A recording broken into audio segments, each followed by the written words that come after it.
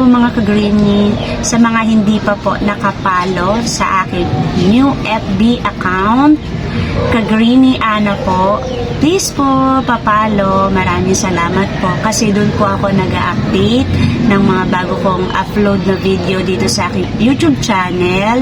At saka po nag-upload ako ng mga reels ko doon, mga picture or kahit ano-ano pa.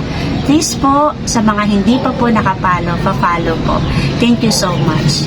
And for today's video, meron pong nanghihingi ng aking update sa mga succulent ko po nung nagkaroon ng smog or bug, yung sumabog yung bulkan.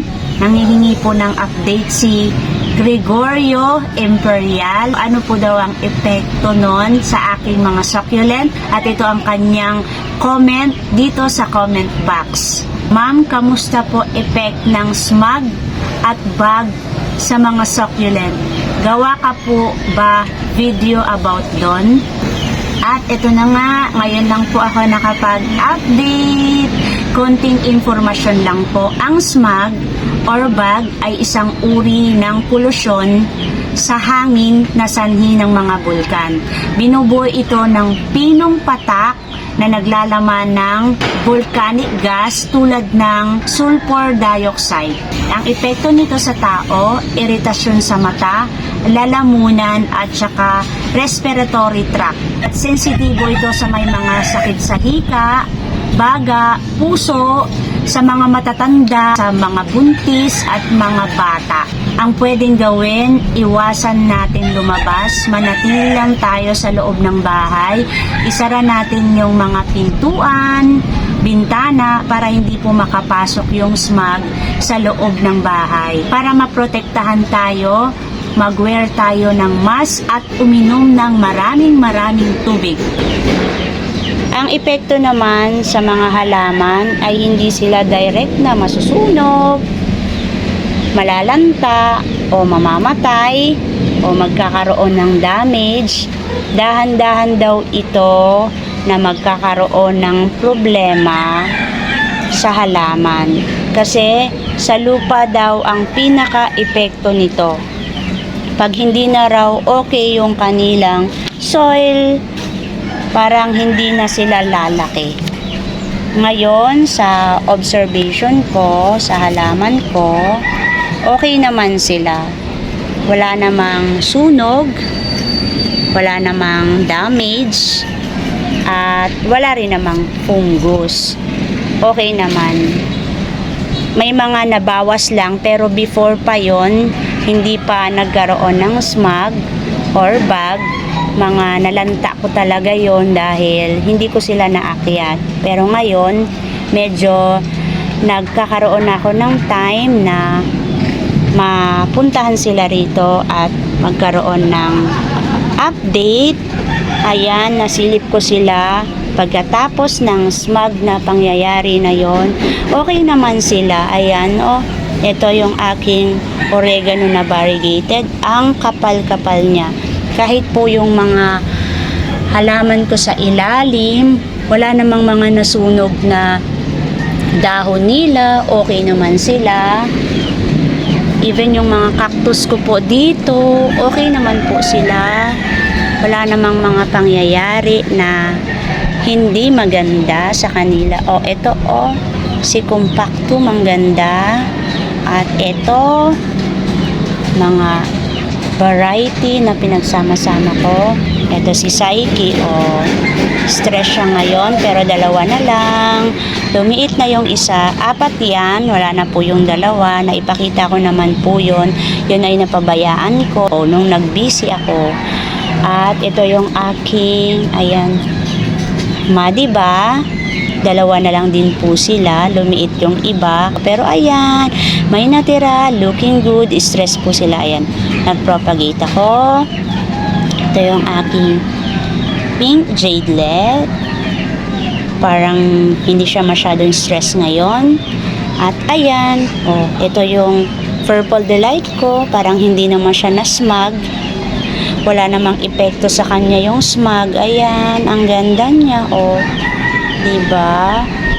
Ito rin. Ang ganda. Purple ang kulay nila. O, ito nga lang yung aking mga flapjack. Ayan yung variegated ko. Hindi na siya masyadong mapula ngayon. Kasi nandyan siya. Ayan o, may lilim siya. Hindi ko siya malagay dito. Kasi nandyan siya. Yung aking mga blue boy. Pero baka next day, sa sobrang init, yung matindi ang init, ilalagay ko uli siya dyan. Kasi ngayon maulan-ulan. O, ito yung plain. Plain na talaga siya. Hindi na siya nagkulay kasi pag stress siya, may ganito din siya, oh. May mga pinkish din siya. Ayan, oh, parang ito kagaya nito ng baby niya. Pero okay naman sila. May offset dun sa ilalim. Wala namang epekto yung smudge sa kanila. Ayan, oh. Okay naman yung mga succulent ko dito. Ayan. Ito yung aking moonstone o koala. Nalilito na kasi ako sa moonstone o koala ko. Ito yung mga kalankawi ko. At ayan yung mga bago ko na lagay dyan. Ayan o, nag-rearrange ako ng aking mga leaf propagation na malalaki na. Ang cute nila. Yan, dito. O, diba? Okay naman po, wala naman pong epekto yung smog sa aking mga succulent. Ewan ko lang po sa inyo, baka yung mga fruits, mga vegetable, merong epekto sa inyo dyan, sa mga plants ninyo. Siguro depende rin. Sa akin siguro walang epekto, pero baka sa ibang mga nag-aalaga ng mga plants, meron pong epekto sa kanila. Iba-iba po kasi. Tingnan naman po dito sa hangin ko na mas maliit ang pot kasi leaf propagation po yan. Okay naman po sila. Wala namang na-damage. Looking good nga po sila dyan. Naglagay lang po ako ng net kasi may mga mayang ibon. Nangangalkal sila ng lupa. Dito naman po sa vertical ko, okay naman po. Ayan. Ayan. Okay naman. Wala naman pong sunog or damage na nangyari sa kanila. Okay naman sila. Masaya naman sila. Ayan yung purple delight ko. Ang saya-saya. Yan nila. Maganda yung kulay nila.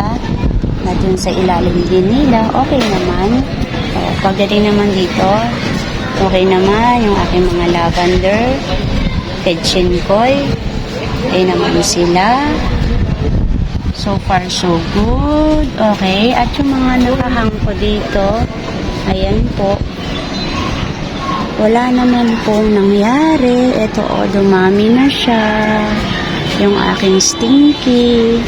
Ito, malago na rin. Ayan. Pati hanggang doon na hangin ko na mas malaking pot kumpara doon. Okay naman po sila. Wala naman pong naging problema sa kanila.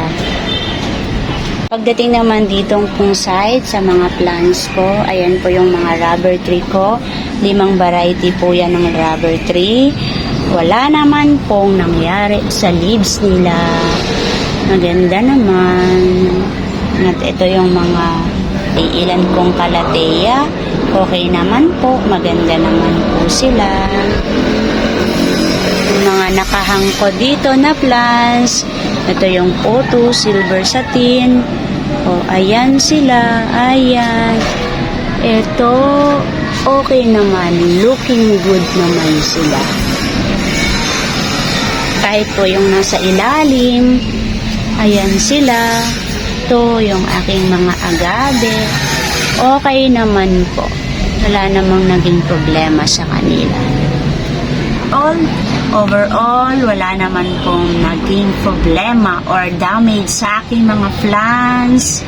Thank you sa comment mo, Gregorio Imperial. Kung love din po ninyo at nagko-collect din po kayo ng mga plants, please po pa-like and subscribe po sa aking channel. Ana Doran po. Thank you, Lord, sa araw na ito. May God bless you all. Bye-bye po mga ka-greenie!